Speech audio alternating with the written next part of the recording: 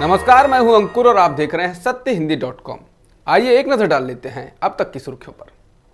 आज राहुल गांधी ने लोकसभा में बोलते हुए मोदी सरकार को जमकर निशाने पर लिया। उन्होंने कहा कि सरकार ने दो हिंदुस्तान बना दिए हैं। एक हिंदुस्तान जो बहुत अमीर है, जिसके पास पैसा है, ताकत है और उनको नौकरियों की जरूरत नहीं, वो देश के हार्ट बीट को कंट्रोल करते हैं। और दूसरा हिंदुस्तान गरीबों का हिंदुस्तान। गरीब हिंदुस्तान के पास आज रोजगार नहीं है। राष्ट्रपति के अभिभाषण में बेरोजगारी के बारे में एक शब्द नहीं था। हिंदुस्तान का युवा केवल रोजगार मांग रहा है और सरकार नहीं दे पा रही है। इस पिछले साल 3 करोड़ युवाओं ने रोजगार खोया है। आप बात करते हो रोजगार देने की, 2021 में 3 करोड़ युवाओं ने रोजगार खोया है। उन्होंने कहा कि भारत में 50 साल में सबसे अधिक बेरोजगारी हिंदुस्तान में है। कांग्रेस नेता राहुल गांधी ने आज लोकसभा में पेगासस का मुद्दा उठाया, लेकिन बीजेपी सांसदों ने तेज शोर मचाकर उन्हें चुप कराने की कोशिश की। राहुल ने कहा कि सरकार को पेगासस जासूसी मामले में जवाब देना ही होगा। राहुल गांधी ने अडानी और रिलायंस ग्रुप का नाम लेते हुए कहा कि मोदी सरकार ने सारा खजाना इनके लिए लुटा दिया है।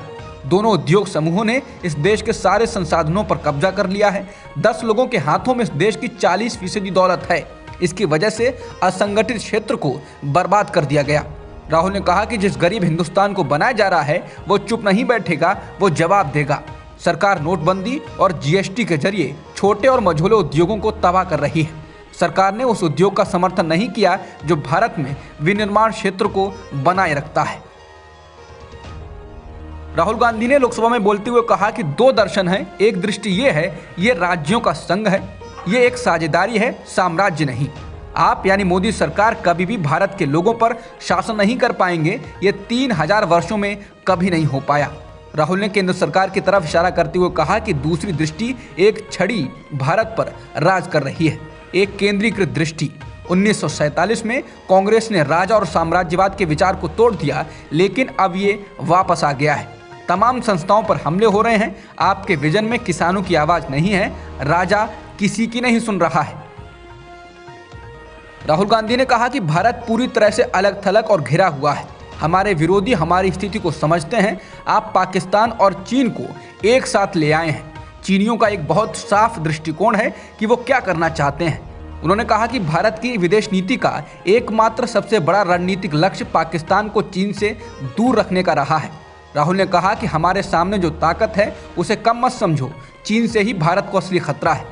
उन्होंने कहा कि मेरे परदादा को 15 साल की जेल हुई थी, मेरी दादी को 32 बार गोली मारी गई थी, मेरे पिता पर हमला हुआ, वो शहीद हो गए। इसलिए मुझे पता है कि मैं किस बारे में बात कर रहा हूँ। आप यानी केंद्र की मोदी सरकार कुछ बहुत ही खतरनाक काम कर रहे हैं। मैं आपको रुकने की सलाह दे रहा हूँ। नहीं रुके तो समस्या खड़ी होगी। वो समस्या पहले ही शुरू हो चुकी है। कोरोना की दूसरी लहर में यूपी में गंगा में लाशें तैरने और लोगों की परेशानियों को आज केंद्रीय गृह मंत्री अमित शाह ने लोगों के दिमाग से हटाने की कोशिश की। अमित शाह ने कहा कि प्रधानमंत्री मोदी की वजह से ही कोविड महामारी के 2 साल के दौरान भी हर घर की आर्थिक स्थिति अच्छी थी। यूपी के अतरौली में आज जनता को संबोधित करते हुए उन्होंने कहा, देवी लक्ष्मी पिछले 2 वर्षों के कोविड के दौरान कमल पर बैठकर हर घर में पहुंची। ये पीएम मोदी के वजह से संभव हुआ। समाजवादी पार्टी और बहुजन समाज पार्टी पर निशाना साधते हुए शाह ने कहा कि वे गरीबों के बारे में कभी नहीं सोचेंगे और विकास के लिए कुछ नहीं करेंगे। उन्होंने कहा कि मैं आपसे पूछता हूं, इस बुआ भतीजा ने क्या किया? गैस, शौचालय, बिजली, घर, ये सब पीएम मोदी ने किया है। देश में बेरोजगारी और रोजगार देने के बीजेपी के दावों को लेकर राज्यसभा में विपक्ष के नेता मल्लिकार्जुन खड़गे ने जोरदार हमला बोला। राज्यसभा में खड़गे ने बुधवार को कहा कि 2014 में भाजपा ने हर साल 2 करोड़ नौकरियों का वादा किया था, यानी अब तक 15 करोड़ नौकरियां देनी चाहिए थी। उन्होंने पूछा कि बीजेपी ने वास्तव में कितनी नौकरियां दी। खड़गे ने इस साल के बजट में रोजगार को लेकर मोदी की घोषणा का जिक्र कर कहा कि अब अगले 5 वर्षों में सिर्फ 60 लाख नौकरियों का वादा किया गया है। कांग्रेस नेता खड़गे ने कहा कि केंद्र सरकार में 9 लाख पद खाली हैं। उन्होंने कहा कि रेलवे में लगभग 15% पद, रक्षा में 40% और गृह मामलों में 12% पद रिक्त हैं। आज शहरी क्षेत्र में बेरोजगारी दर 9% और ग्रामीण क्षेत्रों में 7.2% है। बुलंदशहर में आज बीजेपी सांसद डॉक्टर महेश शर्मा का गांव में जबरदस्त विरोध हुआ। उन्हें महेश शर्मा वापस जाओ और अखिलेश यादव जिंदाबाद के नारों का सामना करना पड़ा। इसके बाद महेश शर्मा को लौटना पड़ा। पश्चिमी उत्तर प्रदेश में बीजेपी सांसदों, मंत्रियों, विधायकों और नेताओं का विरोध बढ़ता जा रहा है। बुलंदशहर की सिकंदराबाद तहसील के गांव दुल्हेरा में लोगों ने उनका घेराव कर लिया। हैरानी तो ये है कि इस गांव को सांसद डॉक्टर महेश शर्मा ने गोद लिया हुआ था और इस गांव में विकास के तमाम कामों का दावा किया था। गांव के लोगों ने आरोप लगाया कि डॉक्टर महेश शर्मा का इस गांव को गोद लेना बीजेपी का ड्रामा था। गोद लेने के बाद डॉक्टर महेश शर्मा इस गांव में झांकने तक नहीं आए। अब जब चुनाव आया तो उन्हें गोद लिए हुए गांव की याद आई। समाजवादी पार्टी के राज्यसभा सांसद राम गोपाल यादव ने कहा कि अगर उत्तर प्रदेश में अखिलेश यादव की सरकार आएगी तो मंदिर बेहतर बनेगा और जल्दी बनेगा। राज्यसभा में बोलते हुए राम गोपाल यादव ने कहा कि गृह मंत्री अमित शाह ने चित्रकूट में कहा था कि अखिलेश कितना भी जोर लगा लें मंदिर को रोक नहीं सकते। राम गोपाल ने पूछा कौन मंदिर को रोक रहा है। इसके साथ ही उन्होंने सदन में बीजेपी सदस्यों की ओर इशारा करते हुए कहा ये तो मंदिर के चंदे में चोरी कर रहे हैं। बीएसपी प्रमुख मायावती ने बुधवार को आगरा में अपनी पार्टी की चुनावी रैलियों को संबोधित करते हुए कहा कि पिछली बार उनकी पार्टी के कई बड़े नेताओं ने उन्हें धोखा दिया। 2017 विधानसभा चुनाव के दौरान इन नेताओं ने विरोधी पार्टियों के नेताओं से मिलकर डमी कैंडिडेट खड़े किए। इससे बीएसपी को काफी नुकसान हुआ, लिहाजा इस बार उन्होंने सोच समझकर उम्मीदवारों को खड़ा किया है। ईमानदारी की राजनीति का दावा करने वाली अरविंद केजरीवाल की आम आदमी पार्टी गोवा में अपने उम्मीदवारों के हलफनामे को लेकर चर्चा में है। गोवा में आम आदमी पार्टी के सभी 40 उम्मीदवारों ने पार्टी के प्रति वफादार रहने और निर्वाचित होने पर ईमानदारी से काम करने का वादा करते हुए हलफनामे पर हस्ताक्षर किए। आपके मुखिया अरविंद केजरीवाल ने कहा कि यदि ये उम्मीदवार चुनाव जीतने के बाद वादे पूरे नहीं करें तो मतदाता इन पर मुकदमा कर सकते हैं। रिपोर्ट के अनुसार आपके उम्मीदवार चुनाव प्रचार के दौरान दस्तखत किए हुए इन हलफनामों को अपने अपने क्षेत्र में मतदाताओं के बीच बांटेंगे। डॉक्टर कफील खान ने उत्तर प्रदेश सरकार द्वारा गोरखपुर स्थित मेडिकल कॉलेज की नौकरी से निकाले जाने को अदालत में चुनौती दी है। उन्होंने नौकरी को निकाले जाने को अवैध बताया। इस मामले की सुनवाई लखनऊ उच्च न्यायालय में होगी। गुरुवार को न्यायमूर्ति राजन रॉय उनकी याचिका पर सुनवाई करेंगे। नारकोटिक्स कंट्रोल ब्यूरो मुंबई के पूर्व जोनल डायरेक्टर समीर वानखेड़े को महाराष्ट्र सरकार से बड़ा झटका लगा है। ठाणे के कलेक्टर ने एक्साइज विभाग से मिली सहमति के बाद समीर वानखेड़े के सदगुरु होटल और बार के लाइसेंस को रद्द कर दिया है। कलेक्टर का कहना है कि समीर वानखेड़े ने 18 साल से कम उम्र में ही होटल और बार का लाइसेंस गलत जानकारी के आधार पर लिया था। इसकी जांच के बाद उनके लाइसेंस को रद्द कर दिया गया है। ऐसे में वानखेड़े के ऊपर धोखाधड़ी करके सरकारी सुविधा का लाभ उठाने का मामला महाराष्ट्र सरकार चला सकती है।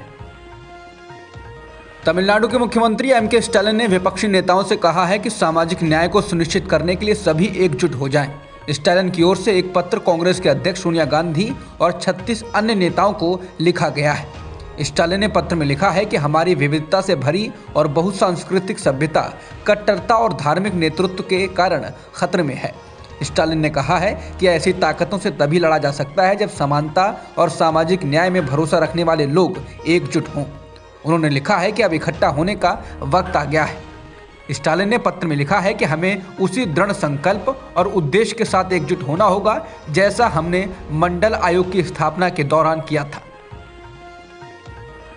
तेलंगाना के मुख्यमंत्री के चंद्रशेखर राव ने कहा कि बीजेपी के नेतृत्व वाली केंद्र सरकार को हटाने और बंगाल की खाड़ी में फेंकने की जरूरत है।